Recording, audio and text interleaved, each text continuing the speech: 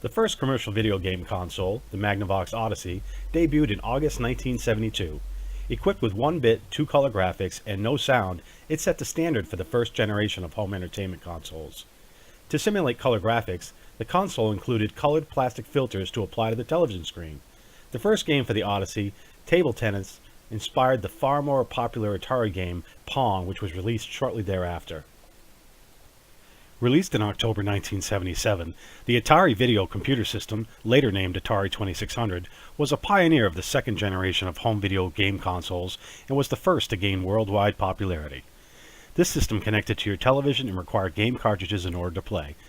It originated with only 9 different games, many of which were popular arcade games, including Frogger, Miss Pac-Man, and Pole Position. The hardware included a 6507 processor and a mere 128 bytes of RAM. Both CPU and graphic clocks ran at 1.19 MHz. Shown here is Pole Position. It was a popular racing game that featured a car graphic with turning wheels. You would steer the car from side to side while the track moved below it.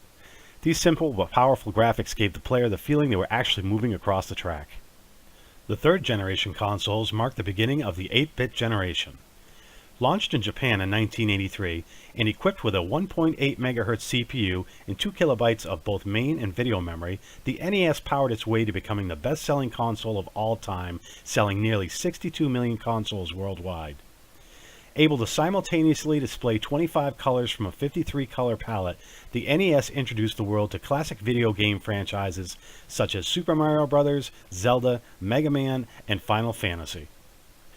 In November of 1990, 7 years after the original Nintendo Entertainment System, Nintendo finally released the 4th generation successor, the 16-bit Super NES. They upgraded the CPU to 3.5 MHz, and with 128 kilobytes of memory, the Super NES had 60 times the memory of the original NES. This sizable leap in processing gave game developers the ability to create large, lifelike worlds with more colors and animations than ever before. The Super NES appealed to a wide audience with its diverse selection of games, especially with follow-ups to the successful franchises on the NES.